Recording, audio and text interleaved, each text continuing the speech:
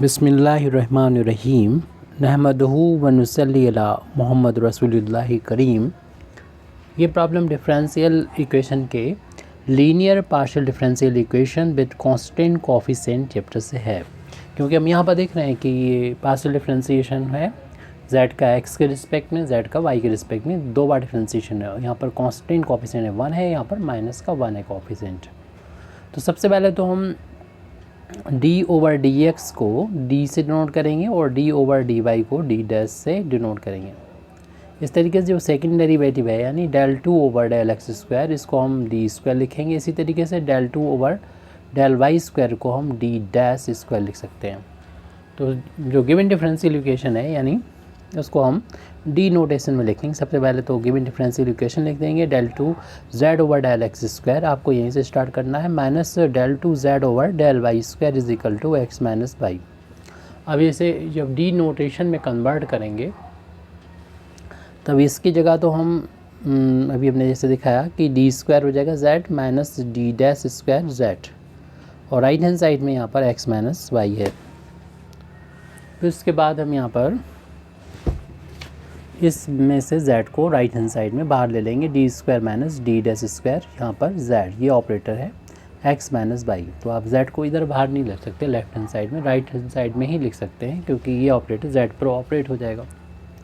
यानी ये D notation में, डी डैश नोटेशन में आ गया आपका डिफरेंशियल इक्वेशन यानी linear differential equation with constant coefficient. तो इस तरीके की प्रॉब्लम को सॉल्व करने के लिए पहले तो हम कम्प्लीमेंट्री फंक्शन फाइंड करेंगे और फिर उसके बाद पर्टिकुलर इंटीग्रल की वैल्यू फाइंड करेंगे, दोनों को ऐड कर देंगे। तो इस तरीके से हमें जो जनरल सॉल्यूशन है गिवन डिफरेंशियल इक्वेशन का वो मिल जाएगा। तो कम्प्लीमेंट्री फंक्शन सबसे पहले फाइंड करना है। तो इसके लिए हम इस डिफरेंशियल इक्वेशन को जो लास्ट में दिखाई पड़ रहा है हमको, तो उसका लिखेंगे एक्सिलरी इक्वेशन। तो लिख देते हैं इट्स एक्सिलरी मतलब हेल्पिंग इक्वेशन, एक्सिलरी इक्वेशन। तो जहाँ पर भी d मिले वहाँ पर आप m लिख देंगे और जहाँ पर d डैश है वहाँ पर 1 लिख देंगे और राइट हैंड साइड में 0 रख देंगे। z के कोफिशिएंट में d और d डैश की जगह पर ये रखना है। यानी जहाँ पर d मिला वहाँ तो हमने m पुट कर दिया, जहाँ d डैश मिलेगा वहाँ पर 1 कर देंगे। तभी हम लोग करते हैं जब ये होमोजीनियस होता है, यानी जितनी d की पावर हो उतनी d डैश की पावर हो, तब ये करेंगे। फिर बाकी के रूल अलग हैं, वो आप बाद में देख लेंगे। और इसको जब सॉल्व करेंगे तो सॉल्व इस तरीके से कर सकते हैं हम लोग कि 1 को तो ट्रांसपोज करें तो m² की वैल्यू 1 का स्क्वायर तो 1 ही होती है, 1 आ गया तो m is equal to square हटाएंगे, स्क्वायर रूट लग जाएगा और स्क्वायर रूट की 2 वैल्यू होती है प्लस माइनस, 1 पर स्क्वायर रूट लग गया और 1 का स्क्वायर रूट आपको मालूम है कि 1 के ही इक्वल होता है। तो m की वैल्यू यानी 2 आ गई, एक तो यहाँ पर हमको मिल गई माइनस का 1 और दूसरी प्लस के 1। यानी m की वैल्यू को देखकर हम इसका कम्प्लीमेंट्री फंक्शन लिख सकते हैं। यानी कम्प्लीमेंट्री फंक्शन हो जाएगा कोई भी फंक्शन हम लिख सकते हैं यहाँ पर phi1 और यहाँ पर लिखते हैं y, जो भी साइन है माइनस है तो माइनस का और फिर x से मल्टीप्लाई कर देंगे और प्लस दूसरा फंक्शन आर्बिट्ररी फंक्शन phi2, फिर y लिखते हैं, फिर उसके बाद ये भी साइन है यानी प्लस का 1 है और उसमें x से मल्टीप्लाई कर देंगे। 1 का x में मल्टीप्लाई करेंगे तो आपको मालूम ही है x ही आएगा, यानी y माइनस x लिखेंगे सिंपली। इसी तरीके से यहाँ पर y प्लस x लिख देंगे। ये तो कॉम्प्लीमेंट्री फंक्शन आ गया। ये m की वैल्यू को देख के ये होमोजीनियस होता है जब हमारा डिफरेंशियल इक्वेशन यहाँ पर, तो उसको हम आसानी से इस तरीके से m की वैल्यू को फाइंड करके लिख देते हैं। अब बात आ रही है हमारे पर्टिकुलर इंटीग्रल की। तो पर्टिकुलर इंटीग्रल की वैल्यू को फाइंड करने के लिए आप 1/, में लिख दीजिए जो भी यहाँ पर z का जो कोफिशिएंट है जो कि d और d डैश का फंक्शन है वो डिनोमिनेटर में लिख दिया जाता है। यानी d² minus d dash square को डिनोमिनेटर में लिख दें और राइट हैंड साइड में जो यहाँ पर लिखा है x माइनस y उसको यहाँ पर हम लोग लिख देंगे।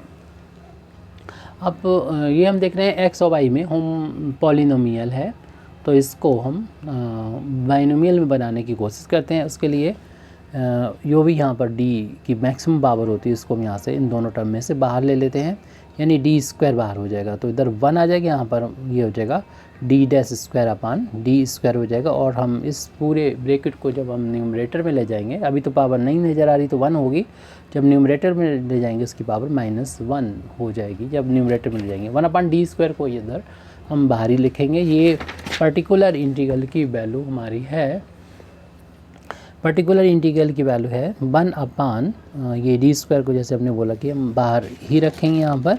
अब इसको न्यूमरेटर में पहुँचा दिया 1 minus D dash square upon D square को, होल पावर -1 होगी और x माइनस वाई पर ये ऑपरेटर ऑपरेट होना है। तो सबसे पहले यहाँ बाइनोमियल थ्योरम अप्लाई करेंगे। यहाँ पर हमको मालूम है कि 1 प्लस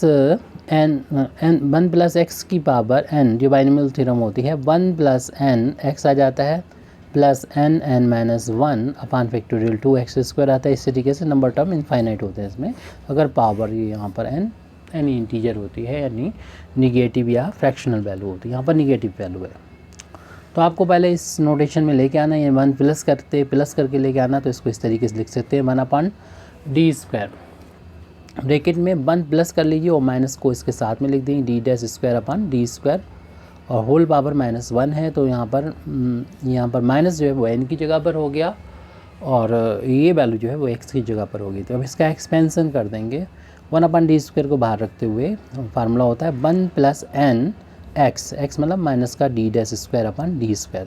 तो बस 2 टर्म ही लिखना हमारे लिए काफ़ी है, क्योंकि यहाँ पर इसकी जो x y की पावर है वो बहुत ही कम है, यानी 1 है इसके रिस्पेक्ट में। यहाँ तो मैक्स d' की पावर 2 है, तो एक बार ही में y की, जैसे y² अगर होता कहीं पर तो वो कांस्टेंट होता और y³ का 2 बार डिफ्रेंसिएशन करते तो y की पावर 1 बनती। बाकी तो y की अगर 2 से कम पावर है तो वो उसका डिफ्रेंसिएशन d' के रिस्पेक्ट में, d' मालूम ही आपको, d' का मतलब है कि 2 बार partial differentiation with respect to y, तो इसकी वैल्यू तो 0 के बराबर हो जाएगी। तो इसलिए हम इतना लिखें, आप लिखना चाहें तो ये टर्म लिख सकते हैं, लेकिन वो यूज़लेस रहेगा क्योंकि यही वाला टर्म इसको डिफ्रेंशिएट करके 0 कर देगा। इसलिए हम अगले टर्म नहीं लिख रहे हैं, ओनली ये 2 टर्म लिख रहे हैं, इसको नहीं लिख रहे हैं और आगे के टर्म नहीं लिखना है। यूजुअली ऐसे ही होता है, 1-2 टर्म ही लिखना होते हैं और यहाँ तो एक ही टर्म हमारा काम करेगा। फिर इसके बाद हम यहाँ पर इस ऑपरेटर को इस x माइनस वाई पर ऑपरेट करेंगे। ये वैल्यू जो चल रही है वो पर्टिकुलर इंटीग्रल के इक्वल चल रही है। तो 1/d² को बाहर रखते हुए इसको जब अंदर ले जाएंगे 1 के साथ, तो 1 में इंटू हो के x इतना आ जाएगा, x माइनस वाई, ये माइनस माइनस हो जाएगा, प्लस का हो जाएगा d'² पर ऑपरेट हो जाएगा x माइनस वाई पर। बाकी सारे टर्म आप देखेंगे कि 0 आ जाएंगे, क्योंकि ये वाला भी 0 हो जाएगा। तो सबसे पहले हम यहाँ पर इस टर्म को तो ऐसे लिख देंगे फर्स्ट। सेकेंड वाले में ये 1/d² को बाहर रखते हुए इसका मतलब है कि 2 बार डिफ्रेंसिएशन करना y के रिस्पेक्ट में, 2 बार डिफ्रेंसिएशन करना, इसको ऑपरेट कर रहे हैं x माइनस वाई पर। तो यहाँ पर चूँकि y के लिए x कांस्टेंट है और कांस्टेंट का जो डिफ्रेंसिएशन होता है वो 0 के बराबर होता है, तो इसको तो हमने ऐसे ही नोट कर लिया है। तो ये तो टर्म एक बार ही डिफ्रेंसिएशन इसका 0 हो जाएगा, और यहाँ पर अगर एक बार होता तो 1 आ जाता, लेकिन 1 कांस्टेंट का दोबारा से करेंगे तो 0 हो जाएगा। यानी y का यहाँ पर y 2 बार डिफ्रेंसिएशन करना है y का विद रिस्पेक्ट टू y 2 बार। तो एक बार अगर किया होता तो आपको मालूम है इसका 1 आ जाता है, लेकिन आपको मालूम है कि 2 बार जब करेंगे यानी इसका दोबारा से करेंगे del2/y², तो कांस्टेंट का डिफ्रेंसिएशन जो होगा वो 0 के बराबर हो जाएगा। तो इस तरीके से ये दोनों ही टर्म डिफ्रेंसिएशन का 0 हो गया, तो ये टर्म 0 हो गया और आगे के ये टर्म इसी लॉजिक के बेस पर 0 के बराबर हमने लिख दिए थे। तो अब सिर्फ ये टर्म है, ये ऑपरेटर 1/d² दोनों पर ऑपरेट हो जाएगा, यानी 1/d² ऑपरेट हो जाएगा x पर और माइनस 1/d² ऑपरेट हो जाएगा y पर। और 1/d का मतलब होता है इंटीग्रेशन, और वो भी इंटीग्रेशन 2 बार करना है। तो एक एक करके कर लेते, d² 2 पावर है, एक पावर हमने यहाँ कर दी और 1/d की जगह पर हम लोग इंटीग्रेशन का निशान लिखेंगे, x के रिस्पेक्ट में लिखेंगे। यहाँ पर वो फंक्शन आ जाएगी जो यहाँ पर होगा, यहाँ पर जो भी फंक्शन होगा वो इधर आ जाएगा, यानी 1/d का मतलब इंटीग्रेशन x के रिस्पेक्ट में। तो हम यहाँ पर इस x को डिफ्रेंशिएट करेंगे, इंटीग्रेट करेंगे x के रिस्पेक्ट में। ऐसे ही यहाँ पर हम 1/d लिखते हुए इंटीग्रेट करेंगे y को x के रिस्पेक्ट में। और यहाँ पर पार्शियल डिफरेंस जिस तरीके से डिफ्रेंसिएशन होता है, ऐसे यहाँ पर इंटीग्रेशन भी जब करेंगे x के रिस्पेक्ट में तो y कांस्टेंट होगा इसके लिए, तो यहाँ तो y है नहीं, तो इसका आपको मालूम पावर 1 है और इंटीग्रेशन करते हैं पावर 1 बढ़ जाती है, उतने से अपान में डिवाइड हो जाता है। यहाँ पर ये y कांस्टेंट आप यहाँ पर बाहर ले लेंगे और इसको इंटीग्रेट करेंगे, यानी 1 का इंटू मान सकते हैं, तो वहाँ 1 बचा, 1 का इंटीग्रेशन करेंगे। यहाँ पर 1/2 कांस्टेंट ऐसे बाहर ले लेंगे तो यहाँ पर सिर्फ 1/d बचेगा, जिसको हमें ऑपरेट करना होगा एक्स स्क्वायर पर। 1/d या ये d जो है वो x के रिस्पेक्ट में डिफ्रेंसिएशन को डिनोट कर रहा है और y इसके लिए कांस्टेंट है, इसको हम बाहर भी लिख सकते हैं यहाँ पर। तो सिर्फ 1/d ऑपरेट करेगा इसको, और ये वैल्यू जो है 1 का इंटीग्रेशन x के रिस्पेक्ट में आपको मालूम है कि x के बराबर होता है। ये 1/d है, y इधर लिख दिया हमने और इसका इंटीग्रेशन x आ गया। तो 1/d का मतलब क्या होता है आपको मालूम है, इंटीग्रेट करना x के रिस्पेक्ट में। तो वो अगले पेज पर हम लिखने जा रहे हैं, इसको ध्यान में रखिएगा। पर्टिकुलर इंटीग्रल की वैल्यू के बराबर ये चल रही थी वैल्यू, 1/2 बाहर था, यहाँ पर 1/d की जगह इंटीग्रेशन का साइन हमने अप्लाई कर दिया है, और जो फंक्शन था हमारा एक्स स्क्वायर वो यहाँ पर लिख दिया, जिसको हमें इंटीग्रेट करना है एक्स के रिस्पेक्ट में। माइनस फिर उसके बाद हम साइन लगा रहे हैं, बाई लिखा हुआ है, और फिर इंटीग्रेट करना है एक्स का, एक्स के रिस्पेक्ट में ही करना है इंटीग्रेशन। ये वैल्यू पर्टिकुलर इंटीग्रल के बराबर चल रही है। यहाँ पर इंटीग्रेट करेंगे, पावर 1 बढ़ जाएगी, 2 है तो 3 हो जाएगी, अपान में भी पावर आ जाएगी -3 आ जाएगी y, और यहाँ पर इंटीग्रेट करेंगे तो पावर 1 है तो 2 हो जाएगी, अपान में भी 2 आ जाएगा। तो ये 2 × 3 6 हो जाएगा, यानी यहाँ पर हम लिख सकते हैं 1/6 x³ माइनस यहाँ पर लिख सकते हैं 1/2 y × एक्स स्क्वायर, या फिर एक्स स्क्वायर को पहले लिख दें x² × y। ये पर्टिकुलर इंटीग्रल की वैल्यू आ गई। तो अब जैसे कि सोल्यूशन के बारे में बोला था, हम लिख सकते हैं, शुरुआत में बताया था। हैंस दी जनरल सोल्यूशन कैसे लिखा जाता है। जनरल सोल्यूशन में आपको मालूम है उतने ही आर्बिट्री कांस्टेंट होते हैं जितने ऑर्डर का डिफरेंशियल इक्वेशन होता है। तो ये हमें मिलेगा z = कॉम्प्लीमेंट्री फंक्शन और पर्टिकुलर इंटीग्रल दोनों को ऐड करने के बाद।